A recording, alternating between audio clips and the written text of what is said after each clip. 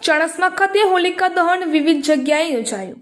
ચાણસ્મા શહેરમાં આદિ અનાદિ સમયથી ચાલી આવતી પરંપરા મુજબ હોલિકા દહનનો પાવન પ્રસંગ ભક્તિભાવ અને આનંદોલ્લાસ સાથે ઉજવાયો હતો।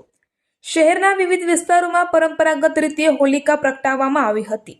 સૌપ્રથમ ચાણસ્મામાં આવેલી હોલી વેરાઈ માતાજી મંદિર ખાતે હોલી પ્રગટાવવામાં આવે છે અને ત્યારબાદ હોલી ચકલા, ઠાકોરવાસ, ભુલાપુરા, જૂના રામજી મંદિર સહિત અન્ય વિસ્તારોમાં પણ હોલિકા દહન યોજાયું હતું।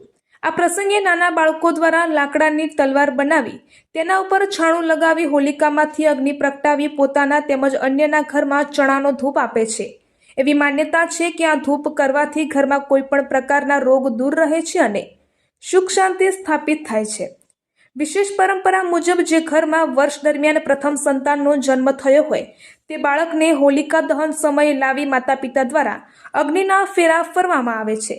સાથે ધાણી હોલિકામાં હોમવામાં આવે છે અને પાણી ભરેલા લોટાથી ધારાવણી પણ આપવામાં આવે છે। લોકવિશ્વાસ અનુસાર આ વિધિથી બાળકની તંદુરસ્તી સારી રહે છે અને આયુષ્ય વૃદ્ધિ થાય છે। હોલિકાની જ્વાળા જેટલી ઊંચી જાય તેના આધારે આવતા વર્ષના વરસાદ અને પાક વિશે પણ લોકો અંદાજ લગાવે છે। સમગ્ર ગામના લોકો દ્વારા વિવિધ વિસ્તારોમાં જઈ પ્રગટાવેલી હોલિકાના દર્શન કરી ધન્યતા અનુભવે છે। આમ આ પરંપરા રીતે ચાલી આવતી આ શુભ અને સુખવંતી હોલી ચાણસ્મામાં આનંદ ઉલ્લાસ અને એકતાના માહોલ વચ્ચે ઉજવાઈ હતી। રિપોર્ટર જય કિશન પટેલ।